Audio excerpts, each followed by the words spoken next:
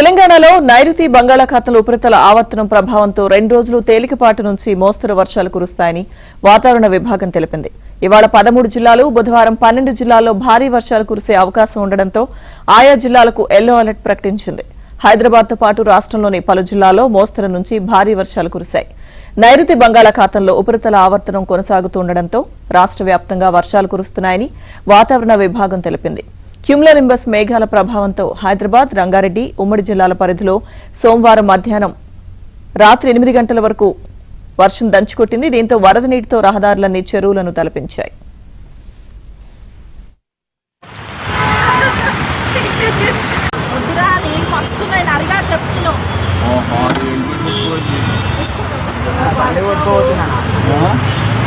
అన్నకి ఈ వీడియోతో ఒక మొత్తం అది రావాలి, లైట్ వీడియో మొత్తం చేసి వాడాలి. అవి బండి కొట్టుకోతుంది. ఆపిది అవో కనిపించలే అవో నాకు అసలు అవో మేడం తడిచిపోయింది మొత్తం.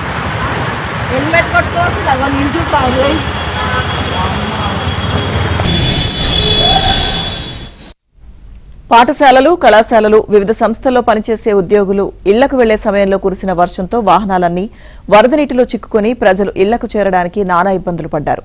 ఐటీ కారిడార్ పరిధిలోని సంస్థల ఉద్యోగులు రాత్రి 7 గంటల వరకు ఆఫీసుల్లోనే ఉండిపోయారు. కాజాగూడలోని ల్యాంకో హిల్స్ సమీపాన తాటి చెట్టుపై పిడుగు పడ్డంతో చుట్టుపక్కల ప్రజలు భయంతో పరుగులు తీశారు. హైదరాబాద్, ఉమ్మడి రంగారెడ్డి జిల్లాలో లోతట్టు ప్రాంతాలు జలమయమయ్యాయి. కుత్బుల్లాపూర్ మండలం మహదేవ్పూర్ జీహెచ్ఎంసీ డివిజన్ ఆఫీస్ పరిధిలో అత్యధికంగా 15.1, బంజారాహిల్స్ లో 12.4 సెంటీమీటర్ల వర్షం కురిసింది. ఇక హైదరాబాద్ మెట్రో రైళ్లు, స్టేషన్లు ప్రయాణికులతో కిక్కిరిసిపోయాయి.